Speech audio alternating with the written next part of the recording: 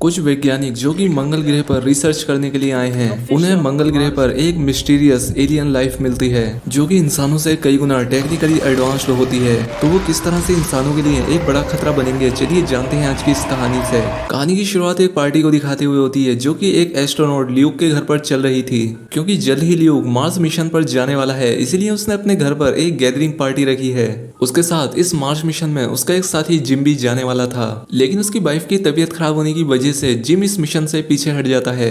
लेकिन अब क्योंकि जिम की वाइफ की डेथ हो चुकी है, इसलिए ल्यूक उससे कहता है कि देखो दोस्त, तुम्हें अपनी लाइफ में अब आगे बढ़ना होगा। अब इसके बाद हमें 15 महीने बाद का समय दिखाया जाता है, जहाँ पर कि ल्यूक अब अपनी टीम के साथ मार्स प्लेनेट पर पहुंच चुका है, जहाँ पर कि ये लोग रिसर्च कर रहे हैं। और इसी रिसर्च में ये लोग पाते हैं कि मंगल ग्रह के एक पहाड़ी एरिया में उन्हें कुछ सफेद चीजें दिखाई दे रही हैं। और क्योंकि मार्स प्लेनेट सूर्य से काफी दूरी पर है, तो ऐसा हो सकता है कि शायद ये जमा हुआ पानी हो। और इसीलिए ल्यूक की टीम इस जानकारी को नासा के मेन बेस पर भेजती है, जहां से कि इन्हें ऑर्डर दिया जाता है कि इन लोगों को खुद ही वहां पर जाकर पता लगाना होगा कि वहां पर क्या चीज है, क्या वो सच में पानी ही है या कुछ और। खैर, अब ये चारों एस्ट्रोनॉट्स अपने सूट पहनकर उसी तरफ जाने लगते हैं और वहां पहुंचकर ये पाते हैं कि ये चीज जो हिल जैसी लग रही है, इनके रेडार के हिसाब से उसके अंदर काफी बड़ा एक मेटल का स्ट्रक्चर बना हुआ है। और तभी इन लोगों को उस स्ट्रक्चर के अंदर से लो फ्रिक्वेंसी साउंड सुनाई देने लगती हैं। लेकिन ये सभी लोग उसे इग्नोर करके आगे बढ़ते हैं, ये देखने के लिए कि आखिर वो क्या है। लेकिन इनके उस स्ट्रक्चर के पास जाते ही वो अचानक से एक्टिवेट हो जाता है और वो मार्स के सभी पत्थरों को अपने अंदर खींचने लगता है। और देखते ही देखते वहां पर एक बड़ा सा तूफान आ जाता है, जो कि दिखने में ऐसा लग रहा था जैसा कि वो इन एस्ट्रोनॉट को मारने के लिए ही आ रहा है। और अब इसीलिए एक एक करके 3 एस्ट्रोनॉट यहाँ पर मारे जाते हैं। और अब सिर्फ ल्यूक ही बचा था, जो कि वहां से बचकर भागने की कोशिश करता है, लेकिन आखिर में वो भी तूफान की चपेट में आ जाता है। खैर, अब थोड़ी देर के बाद तूफान शांत होता है, जिसके बाद रेत में से एक एलियन स्ट्रक्चर की मूर्ति बाहर आती है, जिसका मतलब ये था कि मंगल ग्रह पर पहले भी एलियंस रह चुके हैं, जिसके बारे में आज तक इंसानों को पता नहीं था। वहीं दूसरी तरफ पृथ्वी पर ल्यूक का एक आखिरी मैसेज मिलता है, जहां पर वो उन्हें बताने की कोशिश कर रहा था कि मंगल ग्रह पर किसी तरह की एलियन लाइफ मौजूद है, जो कि उन पर अटैक कर रहा है। अब बेस पर सभी लोग काफी हैरान थे कि आखिर वहां पर हुआ गया है, और ल्यूक का भी कोई अता पता नहीं है। और इसीलिए जिम कहता है कि उन्हें एक रेस्क्यू टीम को जल्द से जल्द मार्स पर भेजना होगा, ताकि जो एस्ट्रोनॉट जिंदा बचे हैं वो उन्हें ले आएं और मार्स पर कौन है इस बारे में भी पता लगा पाएं। लेकिन नासा के हेड जिम को टीम में शामिल करने से इनकार कर देते हैं, क्योंकि पहले मार्स मिशन में जिम ने अपनी वाइफ की वजह से जाने से इनकार कर दिया था। लेकिन अब क्योंकि जिम की वाइफ इस दुनिया में ही नहीं है, इसलिए वो मिशन पर जाना चाहता है, और इसीलिए नासा का हेड मान जाता है। और अब इसके बाद चारों लोगों की उन टीम को फिर से मार्स पर भेजा जाता है। इस टीम में है जिम, बूडी की वाइफ टेरी, और लास्ट बंदा है फिल। अब इसके बाद 1 साल बीत जाता है, जहां पर मार्स 2 मिशन का शिप मार्स के करीब आ जाता है, जहां से कि उन्हें मार्स 1 में लगाए गए कैंप्स की भी इमेजेस मिलने लगती हैं। यहाँ पर उन्हें ऊपर से देखने पे 3 कब्रें बनी हुई नजर आती हैं। लेकिन ये कब्रें आखिर बनाई किसने? और पहले मिशन में 4 एस्ट्रोनॉट आए थे, तो एक कहाँ पर है?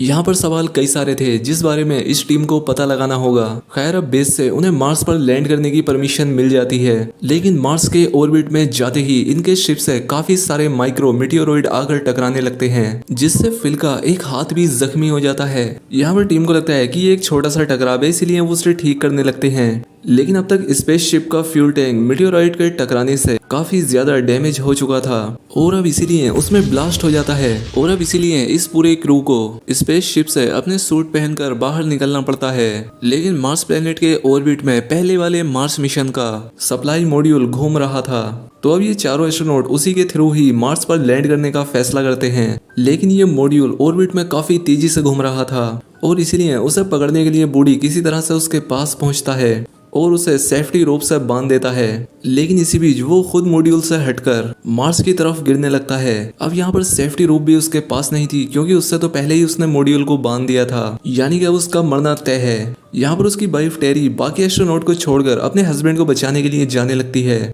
लेकिन यहाँ पर बूडी को भी पता था कि अगर वो उसे बचाने के लिए ज्यादा आगे आई तो वो भी मारी जाएगी, इसलिए वो उसे बचाने के लिए अपना हेलमेट उतार देता है और मारा जाता है। टेरी देखकर बहुत दुखी हो जाती है, लेकिन वो जानती थी कि बूढ़ी ने उसे बचाने के लिए ऐसा किया है और इसीलिए वो फिर से मॉड्यूल पर आ जाती है और ये बचे हुए तीनों एस्ट्रोनॉट किसी तरह से मार्स के सरफेस पर लैंड करते हैं। अब यहाँ से ये तीनों पहले मिशन वाले बेस पर जाते हैं जहाँ का स्पेसशिप अभी भी काफी ठीक हालत में था, यानी कि अब वो इसका इस्तेमाल करके वापस तो आराम से जा सकते हैं।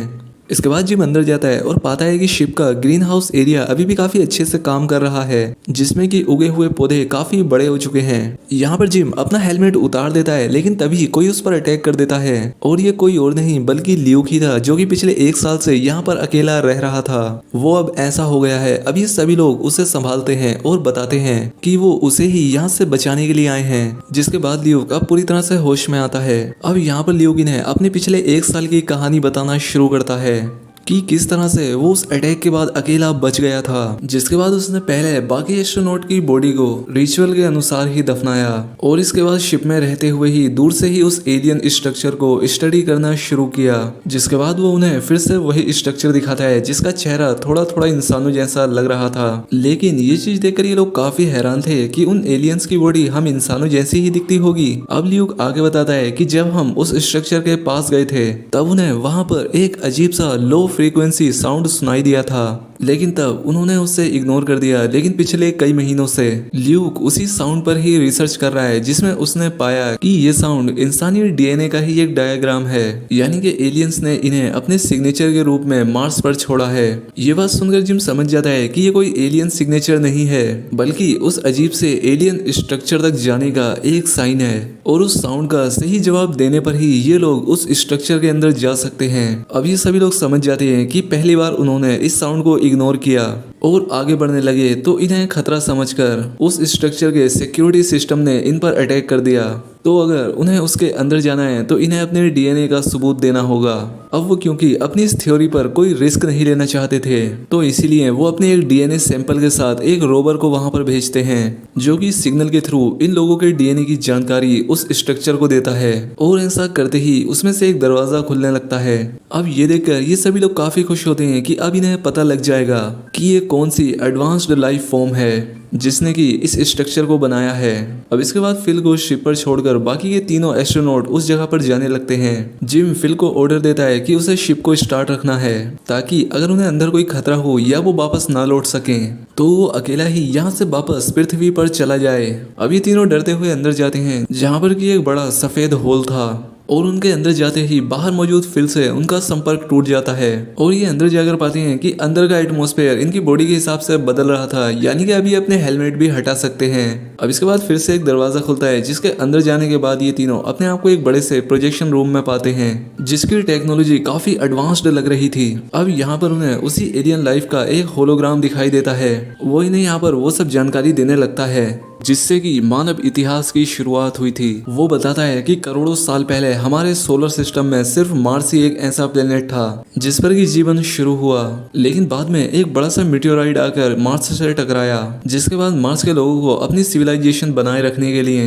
दूसरे प्लेनेट या दूसरी गैलेक्सीज में जाना पड़ा और इन्हीं के ग्रुप्स में से एक शिप को पृथ्वी पर भी भेजा गया, जहाँ पर कि उन्होंने अपने डीएनए के सैंपल्स छोड़े और उस वक्त तक पृथ्वी पर कोई भी जीवन नहीं था, यानी कि पृथ्वी पर जीवन की शुरुआत मार्स के ही लोगों ने की थी और समय के साथ साथ पृथ्वी पर उनका डीएनए भी इवोल्व होता गया और बाद में वहां पर इंसान भी पैदा हुए। लेकिन सिर्फ पृथ्वी ही ऐसा ग्रह नहीं है जहां पर कि मार्स के लोगों ने जीवन शुरू किया था, वो इसके अलावा भी कई सारी गैलेक्सीज में गए और वहां पर अलग अलग उन प्लैनेट्स पर बस गए जहाँ की जीवन की शुरुआत हो सकती थी। अब वो होलोग्राम इन तीनों से हाथ भी मिलाता है, ये दिखाने के लिए कि इंसानी प्रजाति उन्हीं का एक हिस्सा है जिसे कि उन्होंने ही पैदा किया था। अब इसके बाद होलोग्राम गायब हो जाता है और उन्हें बताया जाता है कि उनके नीचे एक स्पेसशिप है जो कि उन्हें रियल मार्शियन के प्लेनेट तक ले जाएगा, जो कि यहाँ से बहुत दूर एक दूसरी गैलेक्सी में है। वहीं बाहर से फिल का कोई भी कांटेक्ट अंदर से नहीं हो पा रहा था, इसलिए वो डर जाता है कि कहीं अंदर कोई खतरा ना हो, तो इसीलिए वो वापस से पृथ्वी पर जाने के लिए अपने शिप को शुरू कर देता है। वहीं अंदर वो तीनों फैसला करते हैं कि वो दूसरी गैलेक्सी में नहीं जा सकते, क्योंकि यहाँ से ये सारी जानकारी उन्हें पृथ्वी तक भी पहुँचानी होगी। लेकिन जिम कहता है कि वो अकेला ही उस दूसरे प्लेनेट को देखना चाहता है, क्योंकि अब उसकी वाइफ के मरने के बाद पृथ्वी पर वैसे भी उसका कोई नहीं बचा है, जिसके लिए वो वापस जाए, इसलिए वो अकेला ही मार्शियन के उन प्लेनेट पर अकेला जाएगा और 2 बाकी के बचे एस्ट्रोनॉट पृथ्वी पर चले जाएंगे, जहां जाकर वो यहाँ की जानकारी पृथ्वी पर देंगे। अब इसके बाद वो फिर से आखिरी बार फिर से कांटेक्ट करते हैं और उसे बताते हैं कि हम 2 एस्ट्रोनॉट वापस आ रहे हैं। इसीलिए वो दोनों एस्ट्रोनॉट वापस से फिल के पास उसकी शिप में जाने लगते हैं, जबकि जिम अब एक लाइट एलिवेटर के जरिए उन मार्शियन के शिप में चला जाता है, जहाँ पर जिम पाता है कि अब उसके आसपास काफी सारा पानी भर रहा है। लेकिन अजीब बात यह थी कि जिम इस पानी में भी सांस ले पा रहा था, यानी कि मार्शियन की नई लाइफ फॉर्म उस दूसरे प्लेनेट पर पानी के अंदर रहती है। वहीं स्पेस से अब बाकी के एस्ट्रोनॉट देखते हैं कि जिम उस मार्शियन स्पेसशिप के साथ दूर किसी दूसरी गैलेक्सी में जा रहा है। और इसी के साथ ये कहानी यहाँ पर खत्म हो जाती है। दोस्तों, ये फिल्म बाकी की मूवीज से काफी अलग थी, क्योंकि यहाँ पर एलियंस इंसानों के दुश्मन नहीं थे, बल्कि उनके अनुसार उन्होंने ही इंसानों को पैदा किया था। तो दोस्तों, उम्मीद करता हूँ कि आपको एक्सप्लेनेशन पसंद आई होगी। वीडियो अच्छी लगी हो तो कमेंट करके जरूर बताएं। मिलते हैं हमारी अगली वीडियो में।